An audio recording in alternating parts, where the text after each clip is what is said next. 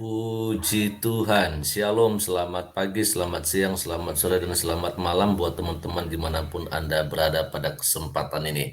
Kali ini saya akan sharekan kepada teman-teman semua ya, ketika Pak Kamarudin Simanjuntak mempermalukan pengacaranya Pak Ferdi Sambo yaitu Pak Arman Hanis.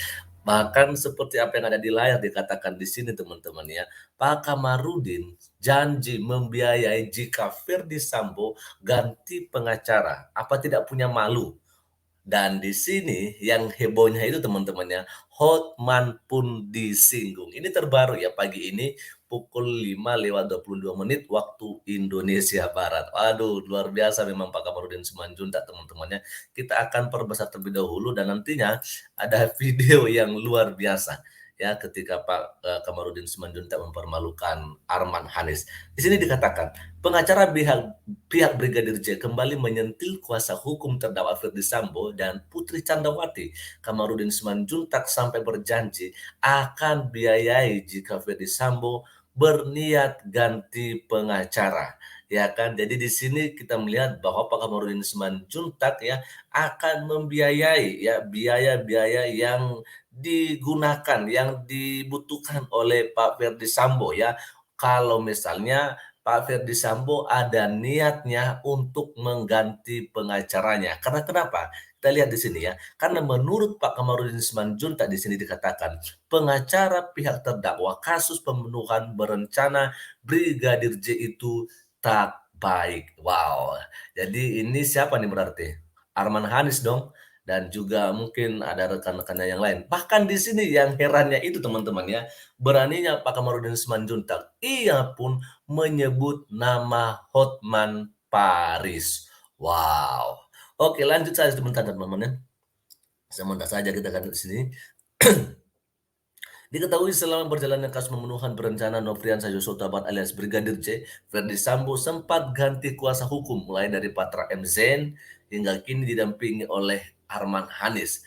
Bahkan saat ini masuk dua mantan pegawai Komisi Pemberantasan Korupsi, yakni Febri Diansah dan Rasa Mala Aritonang menjadi pengacara bagian dari tim Arman Hanis dalam kasus Ferdi Sambo. Wah, dan itulah teman-temannya Pak Kamarudin Simanjuntak yang siap membiayai Ferdi Sambo jikalau memang Pak Ferdi Sambo ini berniat untuk mengganti pengacaranya ya. Dan kita lihat di sini. Ini videonya yang saya akan share kepada kita. Kita lihat bersama teman-teman. Ini dia. Dengan menuduhkan segala macam fitnah dan keji-keji kan gitu. Jadi jawaban saya begini, dia lahir sehat, normal. Dia melamar polisi, tentu berbagai macam ujian dilalui, sehat ya. Uji psikologi sehat, tes kesehatan sehat. Semuanya sehat, makanya diterima jadi anggota Polri. Di Brimob dia terbaik, di angkatannya ya. Sniper terbaik, maka direkrut dia dari Jambi atau dari daerah ke Jakarta. Tepatnya di Pidum Polri. Yang merekrut juga Ferdi Sambo menjadi anak buah dia ketika dia Dirtipidum Polri. Lalu Ferdi Sambo naik menjadi Kadif Propam. Dari jabatan Brigjen Pol menjadi Irjen Pol. Dia merekrut lagi ke rumahnya menjadi ajudan. Artinya Ferdi Sambo menilai itu terbaik. Tentu karena terbaik makanya direkrut ke rumah. Setelah dia ikut jadi ajudan, diberikan untuk mengawal istrinya. Tentu karena terbaik makanya dikasih untuk mengawal istrinya, kecuali dia mau menjerumuskan istrinya dicari yang buruk toh. Setelah dia menjadi pengawal istrinya, dipilih lagi dia menjadi anggota Satgas Merah Putih. Artinya tadi ada kurang lebih 7 kali dia terbaik, makanya dia sampai kepada Satgas Merah Putih. Lalu mereka bunuh secara terencana. Karena Putri diduga birahi di Magelang tidak tersampaikan, birahi dia mungkin sudah dibunuh pun, akhirnya dipitnah dengan mengatakan bahwa Brigadir J ini kurang ajar atas hasutan Kuat mengatakan supaya tidak ada duri dalam rumah tangga dia. Lapor saja ke Ferdi Sambo kan begitu. Lalu Putri pun mengadu tanggal 7 ya. Dan tanggal 8 Ferdi Sambo sudah dalam keadaan muka sangat emosional, dia sudah menunggu untuk menghabisi. Nah, kemudian terkait dengan penilaian daripada si asisten rumah tangga ini, emang dia siapa bisa menilai ajudan? Yang berhak menilai itu atasan, bukan asisten rumah tangga. Namanya asisten rumah tangga, keberadaan dia itu kalau dia juru masak seputar di dapur. Yes, benar. Kalau asisten rumah tangga di bidang merawat taman, dia seputar di taman dan kebun-kebun. Kalau dia asisten rumah tangga bagian security, berarti dia mengawasi rumah. Adalah mengherankan jika asisten rumah tangga sampai memonitor ke klub-klub. Gitu ya. Ada nggak asisten rumah setiap hari pergi ke naik klub atau setiap minggu naik klub? Itu kan menjadi pertanyaan, berarti ada yang ngajarin dia untuk ngomong begitu. Bahwa memfitnah orang mati juga ada hukumnya. Sifatnya itu delik aduan. Nah, saya memperingatkan dia, teman sumber dia, siapa tahu dia tidak mengerti hukum, segera itu fitnah-fitnah itu dicabut, atau nanti saya penjarakan, saya adukan, kan begitu. Karena orang ini berpikir untuk menyelamatkan Ferdi Sambo dan Putri Kuat Ma'ruf maupun Ricky Rizal dengan menebar fitnah. Itu salah. Apapun fitnahnya tidak menghilangkan perbuatan pidana, kecuali gila benar. Putri tiba-tiba gila benaran, gila benaran, kemudian Ricky Rizal gila benaran, baru tidak bisa dimintai pertanggungjawaban karena gila. Wow, luar biasa teman-temannya. Jadi memang kita agak aneh juga ya, kenapa melihat kesaksian-kesaksian yang disampaikan oleh para saksi dari Ferdi Sambo ini teman-teman ya, sampai sebegitu detail ya mereka menyampaikan sesuatu hanya untuk menyebar fitnah, ya kan? Nah itu sebabnya makanya dikatakan oleh Pak Kamarudin Simanjuntak ini semua kan tentunya ya ada yang menyusun ya bagaimana nanti jawaban-jawaban mereka. Bahkan kalau kita melihat di berita yang tadi teman-teman ya, di dalam tayangan Kompas TV pada hari Rabu yang lalu ya 9 November 2022, melihat para pengacara Ferdi Sambo ya Pak Kamarudin Simanjuntak ini selaku kuasa hukum dari Brigadir J menawarkan ya kan Ferdi Sambo untuk ganti lawyer. Kenapa? Ini dia ya. Ya, kalau memang pengacaramu itu tidak membantu kamu keluar dari jerat hukum, ganti saya biayai. Itu disampaikan oleh Pak Kamarudin Simanjuntak, ya kan? Bahkan dikatakan di sini, saya serius, saya siapkan pengacara terbaik, misalnya sekelas Hotman Paris atau Otto Hasibuan, ya kan? Itu dikatakan oleh Pak Kamarudin Simanjuntak, ya. Dia menyebutkan nama-nama pengacara ternama lainnya seperti Luhut Pangaribuan dan Junimart Girsang. Wow, ini Junimart Girsang kalau nggak salah anggota DPRD teman-teman ya.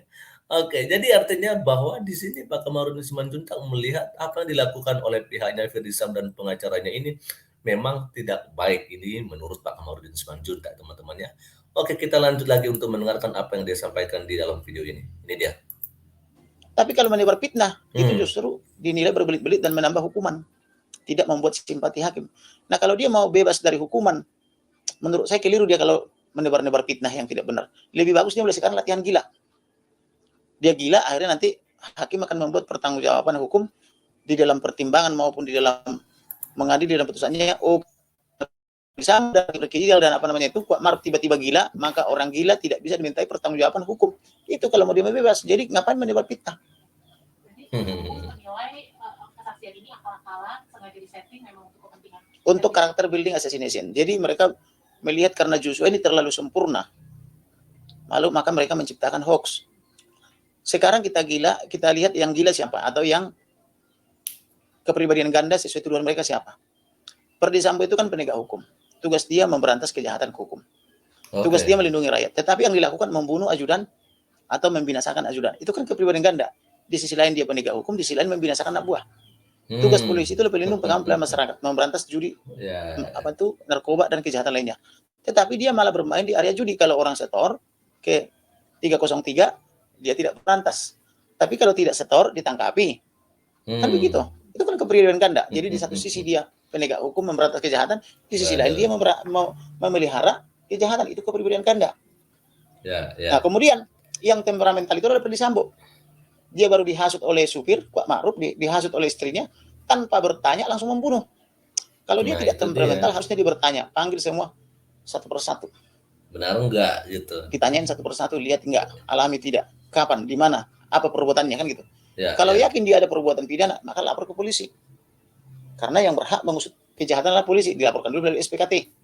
Seperti yang dilaporkan tanggal 8 Juli dan tanggal 9 Juli, yaitu tanggal 8 dia melaporkan Joshua melakukan percobaan pembunuhan yaitu 338.53 kepada istrinya, dan tanggal 9 Putri membuat laporan dia diperkosa. Itu sudah betul laporan. Tetapi tidak terbukti karena kenapa? Karena Joshua itu ada di taman. Bagaimana cara Joshua memperkosa Putri ada di kamarnya? Memang seberapa panjang alat kelamin daripada Joshua sehingga dari taman dekat pos bisa nyampe ke kamar, kan gitu loh. Kan masuk akal, memang berapa meter kan gitu. Kan masuk akal itu. Nah, jadi karena tidak terbukti dia ada di taman sedangkan Putri Chandrawati di kamar, maka dihentikan penyidikannya. Karena tuduhan pemerkosaan kan harus harus ada masuk alat kelamin pria, diharap alat kelamin wanita. Nah, bagaimana caranya jarak 20 meter kurang lebih bisa masuk, kan begitu. Itu kan mimpi. Artinya Putri Chandrawati bermimpi atau berharap-harap dia diperkosa tapi tidak kesampaian, kan gitu loh. Maka dia gunakan dalil itu terus. Artinya tutuplah itu, sudah di-close, sudah ada kepastian hukum dari Pidum Polri. Sudah ditutup oleh Pidum Polri juga mengenai dalil pemerkosaan maupun dalil pengancaman pembunuhan. Sekarang diciptakan lagi hoax baru, pindah ke Magelang, tapi tidak dilapor polisi. Kalau ada terjadi di Magelang, lapor polisi. Benar sekali. Tapi dia tidak mau melapor, dan itu sudah kita patahkan semua. Sekarang diciptakan lagi, katanya aroma parfum Joshua mirip aromanya Putri. Habis itu diganti lagi hoaxnya, Joshua dituduh mau menembak, fotonya Ferdy Sambo. Diganti lagi hoaxnya, kemudian dibilang ada pacar gelap atau pacar lain. Benar. Lah, sesing ke klub malam. Siapa yang melihat ini? Ke klub malam. Nah, tapi buktinya ketika almarhum menjelang sakaratul maut atau menjelang kematian itu, perempuan satu-satunya yang dihubungi adalah Vera. Setiap kali dia mengalami ancaman, hampir merenggut nyawa dia, yang dihubungi Vera. Artinya Vera lah satu-satunya yang ada di hati dan pikiran daripada Joshua. Sampai dia detik-detik terakhir mau dibunuh, wanita yang selalu diajak surhat adalah Vera. Bahkan 24 saya hitung, 24 atau 23 itu miss call dia kepada Vera. Jadi fitnah apa lagi ini? Jadi orang ini betul-betul layak dihukum mati karena tidak bertobat tapi menyebar fitnah. Tapi saya mengatakan fitnah tidak mengurangi hukuman, fitnah tidak meringankan hukuman. Justru saya mendorong hakim dan jaksa tuntut hukuman mati.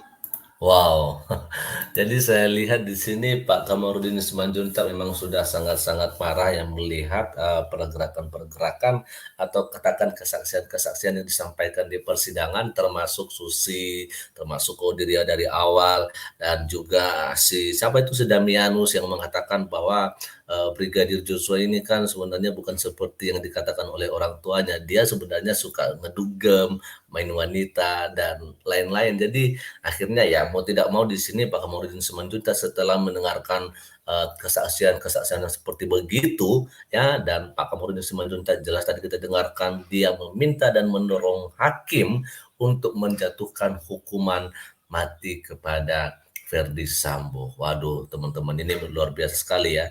Ya, itulah Pak Kamarudin Simanjuntak kalau sudah marah ya itu hasilnya. Oke, kita lanjut teman-teman ya. Ini dia. Jatuh hukuman mati karena ini kasihan. Buktinya dia seret orang gitu banyak. Sampai 97 orang. Kan kejahatan. Anggota-anggota polisi, ada yang di PTDH, ada yang di Patsus, ada yang di Emosi. Mereka itu punya anak istri loh. Benar. Masih belum sadar juga dia masih terus menyebar fitnah. Nah, si Damianus ini namanya juga security atau istri rumah tangga. Siapa tahu dia tidak mengerti hukum. Melalui channel ini saya peringatkan, segera cabut itu. Kau penjara kau kasihan. Ya, saya serius loh. Jangan sampai dia nanti saya penjarakan baru menyesal. Saya diajari Sambo nanti kan gitu. Tapi yang jelas kepada Sambo, kalau memang pengacara itu tidak membantu kamu keluar dari jerat hukum, ini dia. Saya biayai. Ya, benar. Saya serius. Saya siapkan pengacara terbaik, misalnya sekelas Hotman Paris, Otto Hasibuan, dan lain-lain, Juniper Girsang misalnya, Luhut Pangaribuan, yang dokter-dokter yang hebat-hebat, saya biayai. Daripada dia pakai pengacara yang sekarang kerjanya menyebar hoax. Dulu ketika saya berdebat dengan Arman Hanis di awal-awal perkara ini, dia begitu yakin pemerkosaan pelecehan itu adalah di Duren 3. Sekarang dipindah ke Magelang. Apa tidak punya malu? Ya. Saya lebih salut dan lebih hormat kepada Patra Mjen. Walaupun dia begitu gila melawan saya sampai dibilang saya ahli nujum, ahli sihir, apa namanya itu, entah ahli apa lagi itu dibilang. Tapi begitu dia sadar di prank, diwawancara juga oleh Rossi dari Kompas TV. Ya. Dia langsung tutup mulut. Oh ini di prank, ditipu kan begitu. Itulah yang gentleman. Ketika membela dia fight betul-betul, tapi ketika dia sadar ditipu oleh kliennya, tutup mulut. Yes. Mundur. Ya. Makan malam atau makan siang itu Patra Mjen itu ya. Itulah pengacara sejati. Oke. Jadi jangan mau ditipu oleh klien. Nah kalau ini sebentar di Duren 3, nggak terbukti Duren 3, pindah ke Duren lain kan gitu, atau ke Magelang gitu. Ini pengacara kok. Atau bukan sih, pengacara itu kan profesi noble, profesi terhormat gitu loh. Mungkin apa sih yang sebenarnya ingin dibuktikan lewat pertanyaan-pertanyaan soal karakter, kebiasaan? Nggak ada. Mau apapun karakter Joshua, tidak boleh membunuh di luar perintah undang-undang. Ya. Membunuh yang dilegalkan itu adalah Aki Algojo, karena sudah ada hukuman mati, diponis oleh hakim, sudah inkrah kewis, maka diperintahkanlah 10 untuk membunuh. Itu pun kita tidak tahu yang mana yang mengandung peluru senjatanya, supaya mereka juga terselamatkan dari beban psikologis. Dia tidak yakin bahwa dia membunuh. Yang jelas dia disasarkan tembak, tapi dari 10 senjata ini hanya 1 yang berisi peluru kan gitu. Itu yang dilegalkan. Ada putusan pengadilan. Loh ini mau dibilang itu apa kek, seperti apa Joshua, emang layak dibunuh? Gitu loh. Tidak layak. Tidak ada hak dia, tidak ada wewenang. Benar. Jadi itu pria kalau menjadi bibirnya atau menggigit bibir itu bahaya. Dia karena perilakunya itu sendiri ya. Separuh wanita, separuh pria. Kalau suka menggigit bibir gitu loh. Waduh, memang Pak Kamarudin Simanjuntak. Dan inilah teman-teman ya, artinya bahwa sebenarnya yang kita harapkan dalam persidangan-persidangan yang berlangsung soal kasus pembunuhan Brigadir Joshua ini adalah mereka mengakui lah istilahnya. Mereka mengakui, maksudnya bukan mengakui yang tidak terjadi, tapi mereka mengakui apa yang terjadi. Kenapa kita bilang begitu? Karena dari apa keterangan-keterangan saksi yang disampaikan dalam persidangan itu selalu berubah-ubah, termasuk si Susi, ya kan, termasuk juga si siapa itu si Romer gitu kan. Nah, dan akhirnya dia angkat bicara, dia katakan bahwa kalau selama ini ya keterangan-keterangan atau kesaksian-kesaksian saya itu berubah-berubah, itu karena takut sama atasan. Atasannya siapa? Tentunya si Verdi Sambo, teman-teman. Lalu kemudian ketika kami ngobrol-ngobrol setelah itu, lalu ada teman saya yang katakan bahwa rupanya sampai sekarang sekalipun Verdi Sambo bukan lagi seorang polisi, tapi sampai sekarang dia masih mempunyai ajudan. Wah, masa bisa gitu ya? Seorang yang sudah diberhentikan dari institusi kepolisian, tapi masih mempunyai ajudan sampai sekarang. Saya nggak ngerti kenapa bisa begitu. Tapi intinya teman-teman ya, benar apa yang dikatakan oleh Pak Kamarudin Simanjuntak, kalau memang pengacara Verdi Sambo tidak bisa membawa Verdi Sambo ya keluar dari jerat maut, seharusnya ganti saja pengacaranya. Saya setuju ya kan, kayak Patra Mzen ya, ketika dia udah tahu dia di prank gitu kan, akhirnya dia keluar aja ya kan. Nah sekarang Arman Hanis gimana dong, ya kan. Nah kita tunggu bagaimana selanjutnya teman-teman ya soal kasus pembunuhan Brigadir Joshua ini. Sekian saja dulu dan Tuhan Yesus memberkati kita semua. Shalom.